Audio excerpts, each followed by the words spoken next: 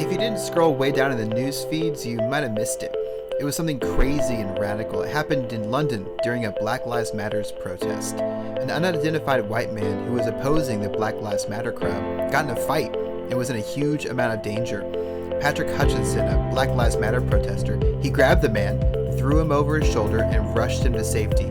This was the biggest act of loving an enemy I've seen in my life. On arrival, I know, at this point, the guy was already on the floor. It was pretty hectic. It was almost like a stampede. There was lots of people, there were people trying to protect him, but unsuccessfully. And then the guys went in there. They sort of put a little cordon around him to stop him receiving any more,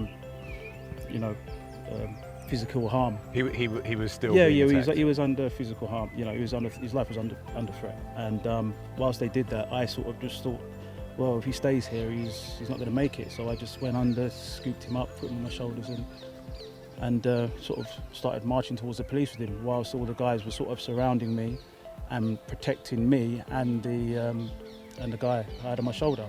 And all this happened in a split second. I could actually feel, strikes and hits as I was carrying him. So these guys were probably taking some of that themselves on their person. A couple of weeks ago, I made a random vlog because I couldn't sleep at night. Every website that I clicked showed me some photos of protests and violence and fires in my home country. I ended up making a video that said, loving your enemies is crazy, it's radical. It's exactly what Jesus would have done. Now, I'm 100% behind Black Lives Matter, and I'm 100% behind the need to destroy institutional racism and oppression.